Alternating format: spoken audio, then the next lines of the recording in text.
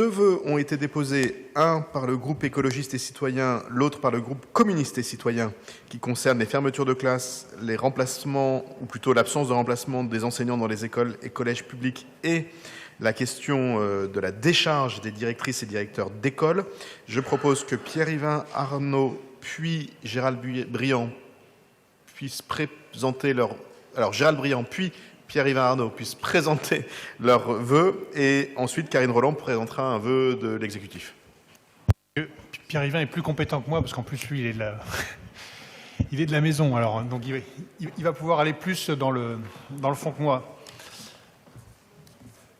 Championnet, Guadeloupe, Montcenis, Charles-Hermite, Hermé, Saint-Isor, Amiraux, Constantin Pécœur, Poissonnier, Maurice Genevoix, Évangile, Foyatier, Poulbeau, Richaume, Houdon, Cave, Département, Duployer, Damrémont, Joseph de Maistre, Béliard, Rouennais, d'Orléac, Abbé, Goutte d'Or.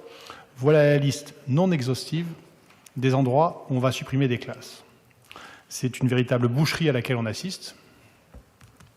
Une boucherie qui va porter à conséquence parce qu'on parle de nos enfants, de l'éducation de nos enfants et donc de l'avenir de notre société. Et malheureusement, à Paris, et singulièrement dans le 18e, nous sommes ciblés par le ministère de l'Éducation nationale. On parle de 200 fermetures de classes. C'est absolument innommable ce qui est en train de se passer. Et on paye, je dois le dire, on paye la dérive qu'il y a eu et je dirais l'absence de politique de recrutement et d'investissement dans l'éducation nationale. Aujourd'hui, malheureusement, il ne suffit plus de protester contre les fermetures de classes parce que les personnels ne sont plus là. On a un problème d'embauche, on a un problème d'attractivité de ce métier et c'est des années et des années d'attaque qui a été faite contre le statut d'enseignant, contre les conditions de travail qui aujourd'hui payent et qui fait que nous sommes dans cette situation qui est si terrible. Alors je pense qu'il y a une nécessaire, je dirais, rééquilibrage parce que là aujourd'hui, on parle quand même de la moitié des suppressions de postes rien que pour Paris, au niveau national, donc quand même, c'est quand même assez hallucinant ce qui est en train de se passer. Donc je pense qu'il faut qu'une alerte soit faite, une alerte et une mobilisation importante, parce que ce qui est en train de se passer pour notre pays, pour la classe d'âge qui arrive, est une catastrophe. Pierre-Yvain Arnaud. Apparemment, parce que je suis un bon spécialiste, je peux continuer. On est littéralement face à une saignée. La saignée déjà commencée, la saignée se poursuit. La saignée de notre école publique. 3 ans que Paris est confronté à des baisses massives, des fermetures, pas des baisses, des fermetures massives de postes et à des suppressions de classes autant que de postes aussi. Cette année, encore plus que les autres, comme l'a très bien dit mon collègue, effectivement, Paris est l'académie la plus visée sur le territoire national par la fermeture de classes en primaire. Dans le 18e particulièrement, mon collègue a fait la sinistre liste quand même des fermetures de classes dans l'arrondissement. Moi, je suis représentant du maire, par exemple, à d'Orléac-B, qui jusque-là avait été un peu épargné. D'Orléac-B, quand même, c'est du REP+. Et donc, même maintenant, les REP+, l'enseignement prioritaire, va être aussi écrasé par ces fermetures de classes. Et on le justifie comment? Par la fameuse baisse démographique. Alors oui, personne ici va le nier, il y a bien une baisse démographique dans Paris. Il y a de moins en moins d'enfants dans Paris. Et du coup, que se dit-on? On va pouvoir enfin avoir des bonnes conditions de classe. Avoir des classes à 19 ou 22 élèves qui sont des conditions classiques de l'OCDE. Eh ben non. Non, à la place, on se dit, tiens, ça donne l'occasion d'entasser encore plus d'élèves dans des classes. Donc, on n'arrive même pas au chiffre de l'OCDE. Et plus que ça, on rajoute encore des conditions désastreuses aux élèves. Alors, bien sûr, plus en public que dans le privé. Est-ce que vous vous amusez à regarder où est-ce qu'on supprime des postes, où est-ce qu'on en ajoute? Bien sûr, dans le public, on en supprime beaucoup. On en supprime un peu dans le privé, mais beaucoup moins.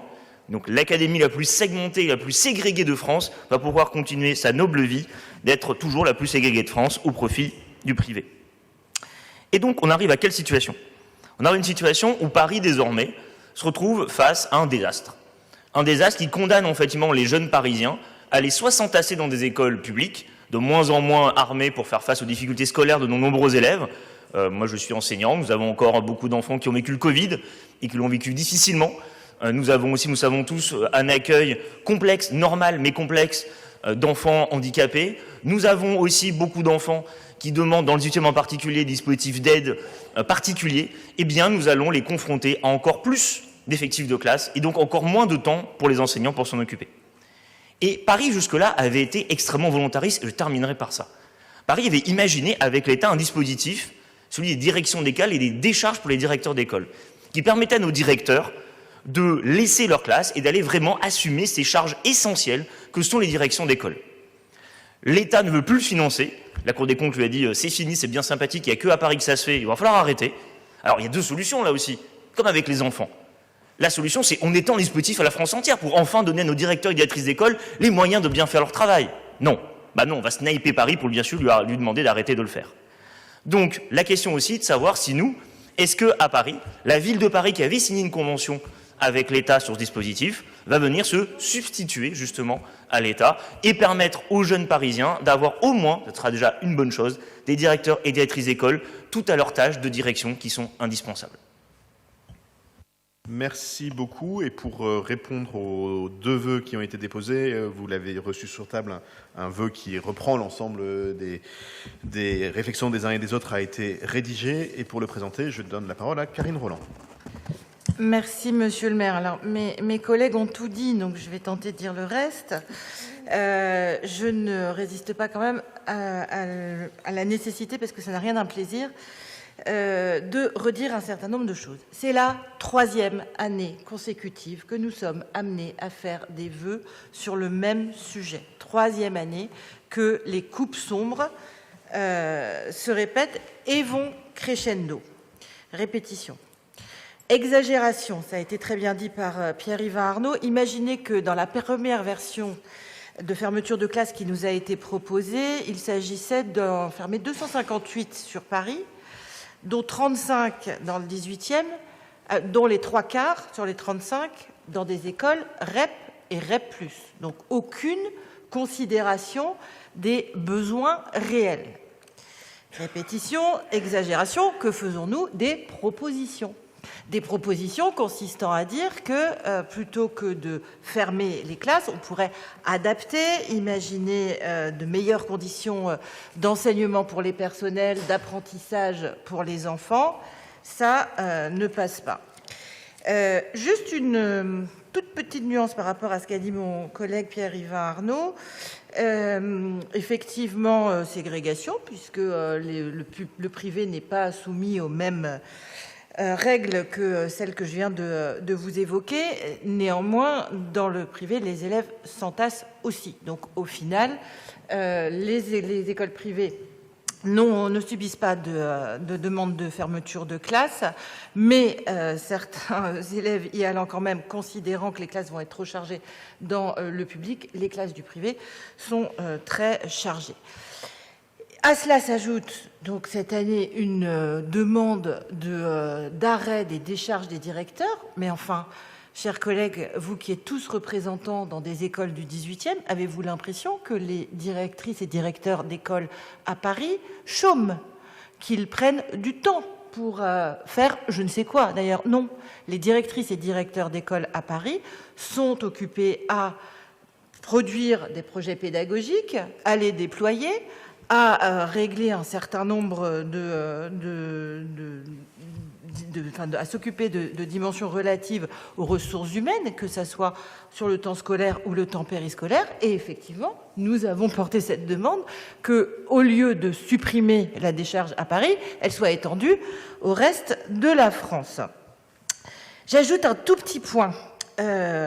Nous avons appris, c'est pas dans le vœu, nous avons appris vendredi que la ministre de la Culture avait vaillamment proposé que la part collective du Pass Culture, qui permet de mener des projets d'éducation artistique et culturelle en collège et en lycée, j'ai principalement parlé du premier degré ici, mais les collèges sont tout à fait impactés aussi. Donc en tout cas, les projets d'éducation artistique et culturelle portés par la part collective du Pass Culture sont terminé pour l'année. C'est suspendu et ça reprendra possiblement en septembre. C'est dramatique. C'est dramatique pour les acteurs culturels, bien sûr. C'est surtout dramatique pour les enseignants qui n'ont plus la possibilité de se tourner vers les rectorats, comme c'était le cas avant, puisque tout a été concentré sur le pass culture. Ça paraît un peu technique, ce que je vous dis là, mais c'est un mépris de la dimension pédagogique que peuvent avoir les projets artistiques. C'est un mépris du métier d'enseignant qui ne consiste pas simplement à s'impliquer sur les enseignements du socle, quand bien même ils sont bien sûr essentiels. Et pour vous donner un ordre d'idée, on parle sur l'année 2024 au niveau national de 176 000 projets et de pas loin de 14 000 acteurs qui se tournaient de cette manière vers les établissements d'enseignement. Donc, face à tout cela, effectivement, de nouveau, nous proposons un vœu qui, vous l'avez sur table, demande la révision de la dotation ministérielle, le fait de revoir le nombre d'élèves par classe pour être raccord avec la moyenne européenne, et puis remédier aussi à ce que nous réclamons depuis des années, pourvoir aux postes laissés vacants, pourvoir aussi à des postes d'enseignants dont nous ne disposons plus du tout, et enfin, ayons un peu d'ambition pour l'éducation nationale, pour l'éducation des jeunes de ce pays, une politique attractive d'embauche pour les enseignantes et enseignants. Je vous laisse prendre connaissance du reste du vœu et je vous remercie. Merci beaucoup. Donc, vous l'avez compris, le vœu qu'il va être proposé de voter, c'est celui qui cumule les vœux qui ont été présentés par Gérald Briand et Pierre-Yvain Arnaud. Moi, je voudrais rajouter un mot à tout ce qui a été dit et que je partage, mais pour que chacun ici ait bien en tête les conséquences réelles de ce dont on parle. Ce qu'il faut bien comprendre, c'est qu'il y a moins d'élèves dans le 18e qu'il y a quelques années, et il y a plus d'élèves par classe dans les écoles du 18e. Alors, il ne faut pas faire de la politique en prenant les cas particuliers, notamment pas les siens, mais il s'avère que moi, j'ai 2 enfants, enfin j'en ai 3, mais en l'occurrence, j'en ai 2 qui sont dans le même collège, une en 4e et une en 6e. Mon aînée, qui est donc en 4e, depuis qu'elle est entrée dans ce collège de l'éducation prioritaire publique du 18e arrondissement, elle bénéficie du fait d'être entre 17 et 19 par classe, en 4e. Ma fille, qui est entrée en 6e dans le même établissement, avec le même public, la même sociologie, les mêmes qualités et les mêmes difficultés, ils sont 26 par classe. Je ne dis pas que c'est un drame pour ma fille, je vous rassure. Mais je voudrais que chacun saisisse de quoi il s'agit. Presque 10 élèves de plus dans une classe, c'est un sujet. Et encore une fois, je ne me plains pas du tout des conditions d'exercice de son apprentissage par ma fille. Je ne m'inquiète pas pour elle. Mais on ne peut pas parler en théorie de ces affaires, il faut parler en pratique. Il y a moins d'élèves dans le collège, et les classes, la classe 6e, c'est important la 6e. L'année où on rentre au collège, c'est compliqué. C'est compliqué partout, c'est pas compliqué que dans les établissements des quartiers dits populaires, mais c'est compliqué quand même. Et 10 élèves de plus, pour les élèves, pour les profs, pour les CPE, pour l'ambiance, c'est pas si évident que ça. Et pourquoi je prends cet exemple? Il pourrait y en avoir 1000 autres. Mais parce que dans le débat public, on voit bien qu'on ne comprend pas trop, quoi. On dit il y a moins d'élèves, donc il faut qu'il y ait moins de profs. Paraît plein de bon sens. Il faut toujours se méfier du bon sens quand on fait de la politique. En général, le bon sens, c'est une façon de cacher des intentions qui ne sont pas toujours excellentes. Et là, on voit bien qu'il n'y a pas de bon sens, quoi. Il y a moins d'élèves, et ils sont beaucoup plus nombreux par classe. Et je prends un exemple, dans toutes les écoles, on pourrait dire ça. Et moi, j'ai toujours pensé qu'on ne jouait pas avec l'éducation des enfants, quoi. Voilà. Qu'il y ait moins d'élèves, qu'il y ait moins de profs dans le 18e, pourquoi pas? Pas qu'il y ait plus d'élèves par classe, quoi. Voilà. Et l'éducation, ça ne se pense pas comme ça, en général, sur des tableurs Excel, ça se pense classe par classe. Et moi, j'accepterais toutes les fermetures d'écoles qui ne conduiraient pas à de classes dans des écoles qui ne conduiraient pas à une augmentation du nombre d'élèves. Ça se discute. Mais tout le reste ne devrait même pas se discuter. Or, la défiance que l'actuelle majorité politique a vis-à-vis de l'éducation nationale les conduit à des décisions qui sont absurdes. Ils peuvent faire un peu d'économie, peut-être. Mais ça va nous coûter combien? Dans 5 ou 10 ans, ce que les économies qu'ils sont en train de faire sur le dos de nos mômes, ben ça va nous coûter beaucoup plus cher que ce qu'ils imaginent peut-être avoir économisé. Et comme, en plus, il s'agit de mes mômes, ça me... mais c'est pas pour les miens, hein, c'est en général. Voilà pourquoi je voterai de vœux, mais je vais laisser des explications de vote s'il y en a. Et s'il n'y en a pas, je passerai au vote. Pierre-Yves Bournazel.